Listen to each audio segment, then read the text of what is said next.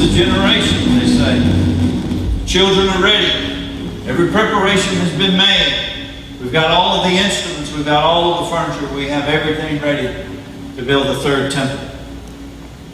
There's still one hotly debated issue, and that is this. Exactly where do we build the temple? Now, Jewish tradition says it has to be built exactly on the same place, the very same spot where the first two temples stood. We know that's on the Temple Mount, but where exactly up there on the Temple Mount? For many years, most scholars believe that the temple actually stood right here where the Dome of the Rock is sitting. In fact, if you go inside the Dome of the Rock, you know what you'll see? You see a rock. It's a dome over a rock. That's why they call it the Dome of the Rock.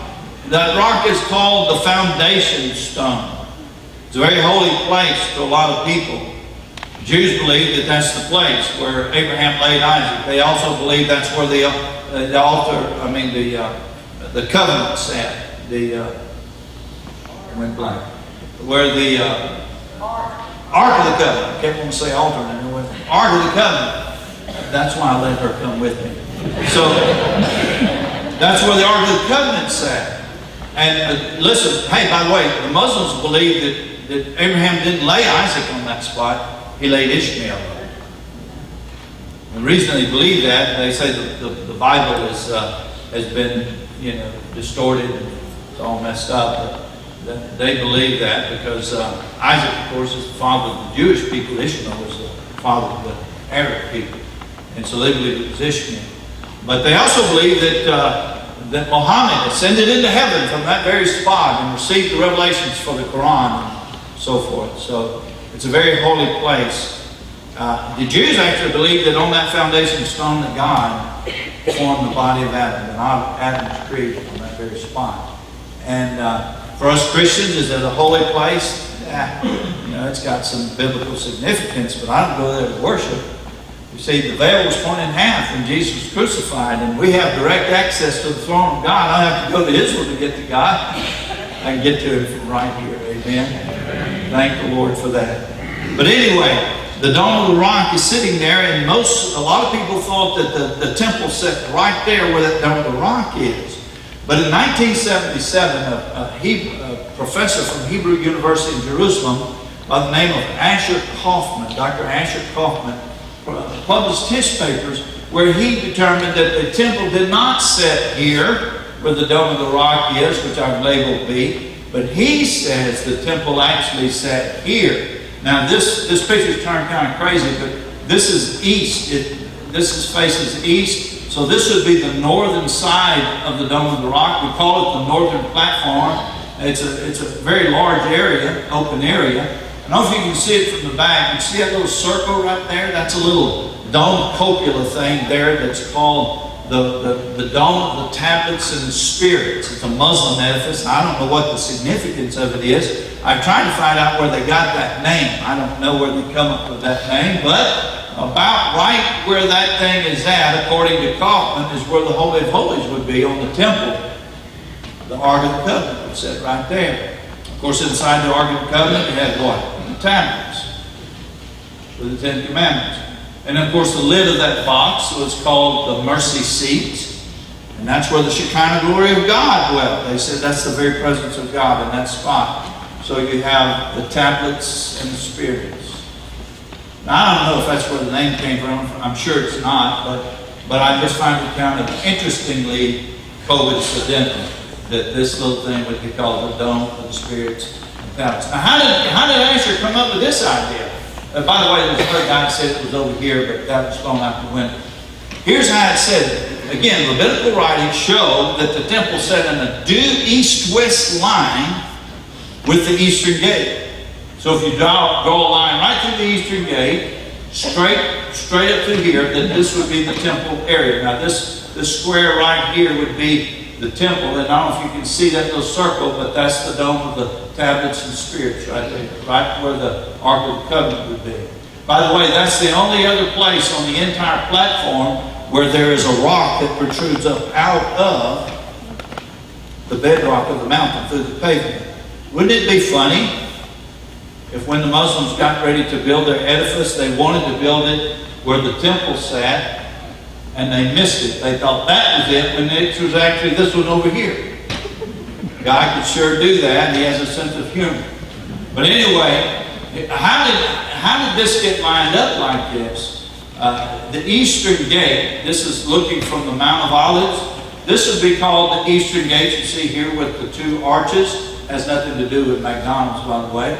And here, this wall was actually built by a guy named Suleiman the Magnificent. He was a Turk, the Ottoman Empire sheikh and leader.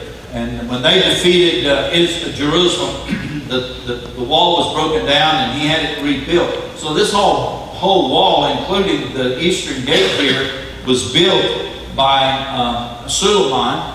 Then they told him that one day the Jewish king would go through that gate. And so he had it sealed off. You can see that it's been sealed off with stones here. By the way, there's a prophecy in Ezekiel chapter 44 that says that gate will be sealed and will not be opened until the Messiah goes through. There's been many attempts over the years to actually blow that open. During the 6-Day War, the Jews were going to blow it open because there were some Muslims up here, some Arabs up here on the Temple Mount, and they were going to try to blow that open and go in through the Eastern Gate. And it's said that whenever they tried to detonate their explosives, nothing happened. It just didn't happen. So it's still sealed to this day, about 400, 500 years later. Now, but this is what I want you to see, is this is not the original Eastern Gate. It's actually located just to the south of this right here, and it's below ground level today. It would be somewhere in this general area. Now, if you drew a line directly through the Eastern Gate, that point would be right here, and this is the way it would lay out, and that's how Kaufman came up with his positioning of the temple here. It is said that when the red heifer is slaughtered, it has to be killed on the Mount of Olives. And the priest, when he would get ready to cut the throat of that red heifer, he could look, and they would open the doors of the Eastern Gate here. They would open the doors of this gate here, which is called the Gate Beautiful. And then they would open this gate, which leads into the inner court, called the Nicanor Gate. And then if they opened the front doors of the building, it said that priest could look all the way to the veil of covering the Holy of Holies. And as he got ready to slice the throat of that animal, miraculously the veil would part. And he could look at the Ark of the Covenant as he was sacrificing the red heifer. Is that true or not, Brother Al? Oh no. But again, that's their tradition. But the point I want you to see is that everything was built on this east-west line. Now, if they did that, this wall right here would be a wall around the inner court of the temple. And from that point to the closest point of the dome of the rock here is about 26 meters, about, we'll say, 75 feet between the two. By the way, I got that little diagram. I took that out of a book. It was written by some guy named Hal Lindsey. I don't know if y'all know who that is. You can't trust him. No, I'm kidding. He's a great guy.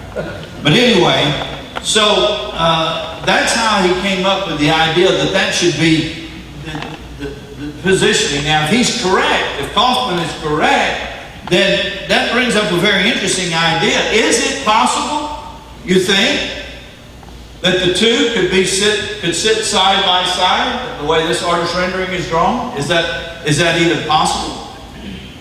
Well, if you suggested that to a Jew, he'd get real mad. Or to a Muslim, he'd get real mad, because they hate each other so much, they both would say, we'd never share the Temple Mount with that other religion. But I remind you that with God, all things are possible. And if that's the way God intends for it to happen, then it will certainly happen that way. The truth is, nobody knows for sure how God's going to get his third temple built. What do we know, Brother Al? Well, we know it's going to be built, and we know it'll be there at the middle of the tribulation. That's really all we know. So here's what I want you to see. When I talk about the side-by-side theory, where these two buildings end up sitting side by side, I want you to realize it's just a theory.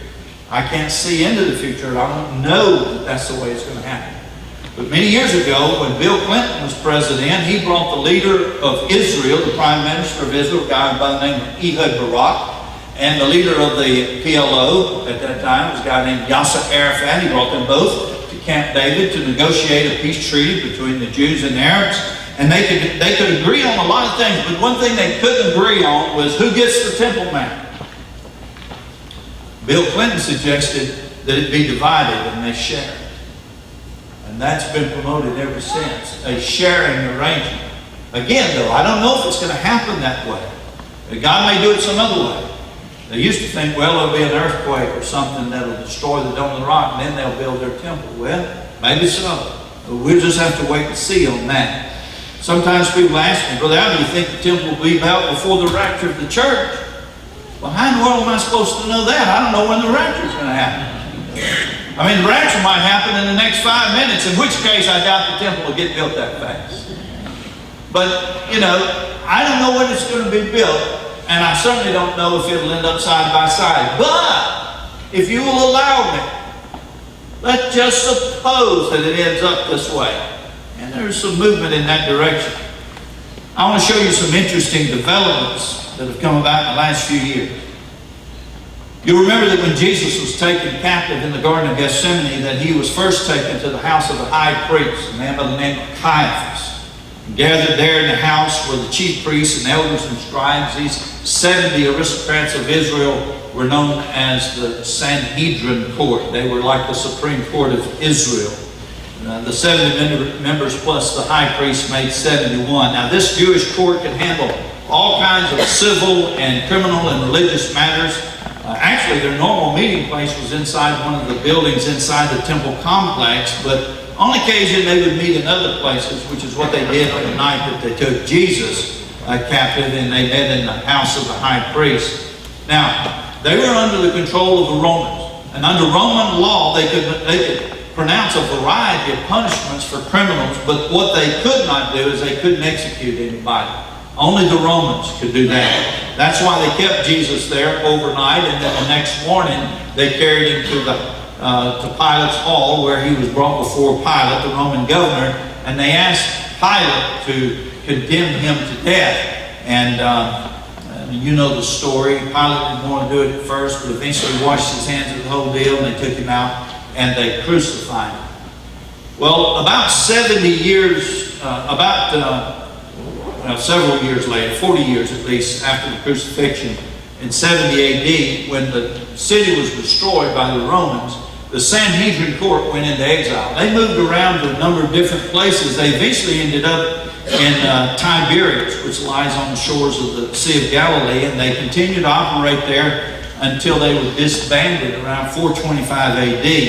And so there has not been a Sanhedrin court in Israel all of these centuries until the year 2004. In 2004, certain rabbis were elected again to serve in the Sanhedrin, and they held their opening ceremony on January 20th of 2005.